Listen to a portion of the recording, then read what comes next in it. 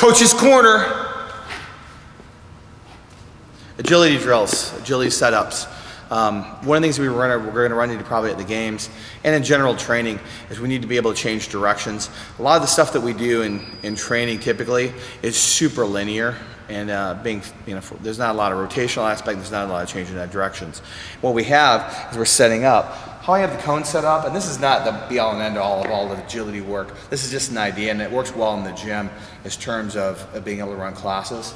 So what we have is that, I'm going to move back a little bit. So cones, I use the mats because they're about 8 feet that way, and I would call this probably about 22 feet laterally. So you can figure out, kind of give some room for people to change directions. Most of us have gyms have enough space to be able to do that. And what I'm going to do is I'm going to have Taylor and Sarah. Coach's corner, Taylor. Coach's corner, Sarah. Rock stars. Rock stars. They're going to actually do some changing of directions. These are not the only drills you can do. And like when I put stuff out here, it's like there's as many opinions about things as there are people. And this is one way of using this kind of as a warm-up or a warm-down. But I like the idea is in changing directions, you start to introduce some stability into the knee, the hips, and some of that change of direction. But hopefully people won't have ACL, MCL injuries if they train it enough and they're strong in that position. You're not guaranteeing shit though. So what Taylor's going to do is going to start. And the way this is set up is typically I'd have a class of 15 or 20 people, and I'd have them lined up in a line. And so I would say is that when Taylor gets to the second cone, so in other words, 1, 2, then Sarah's going to go. And that way it's going to, oh, it's raining now. It sucks. That way people aren't going to get caught up on each other, and people are kind of focused on what they're going to be doing next. So Taylor's going to go basically, he's going to put a hand down drill. Also notice how his footwork is. He actually decelerates, chops his feet, re-accelerates to the next cone. And we'll take you through a series of drills on that. Just go ahead about 2 or 3 cones. And you can follow him, Jess. Go ahead, please. Just change directions. And so when he gets there, and you cut to Jessica. Jessica, cut to Sarah. Go around the cones now, please.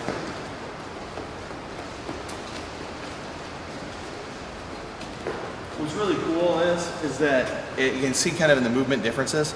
Taylor's been a lifelong athlete. He's a former athlete at the University of Michigan, had been part of the does an internship at the strength and conditioning department at Michigan. And basically, you watch how he accelerates and decelerates. This is something he's done in field sports his whole life, where Sarah has not. And you can see a difference in the movement patterns. We're going to do a turn-in drill, which is basically going to approach the cone, and sweep in and turn in. And it's used a lot for, like just basically for people who run contact. You watch soccer players, how they run off a block. Soccer's real popular now. And then, but football and rugby and other sports where there's contact, you'll see people turn in. So we're going to go in and turn into the next cone. Go ahead, please. Is it pass the inside arm through, you can change direction. Well, the accelerating which we're going in the second cone, right? And you can see it's like Sarah's struggling with this a little bit more than Taylor is. But that's actually good because what happens when you run into a drill where you're kind of not very good at it, you're going to get a lot of benefit from it right away.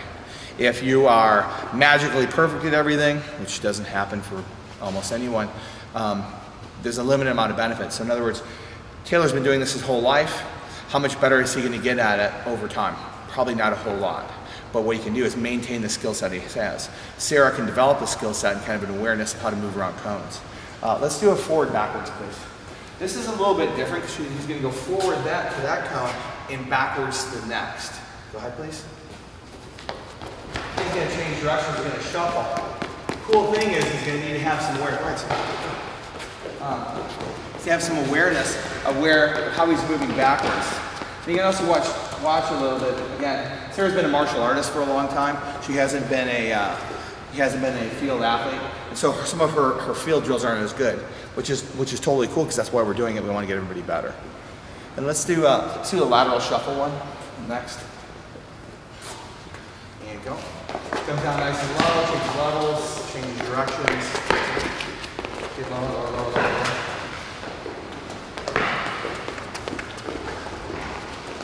Simple drills like this, as part of a warm-up, can add some exposure to some of that agility that we need to have as far as training goes. And now that I've shot these videos and I can put it into the programming, guess what? We now have a common thing to look at. Because there's almost an infinite variety of things you can do with cone drills as far as agility goes. The real basics, like with most things in life, is if you really get good at basics, everything else gets easier over time. Taylor, Sarah, Coach's Corner.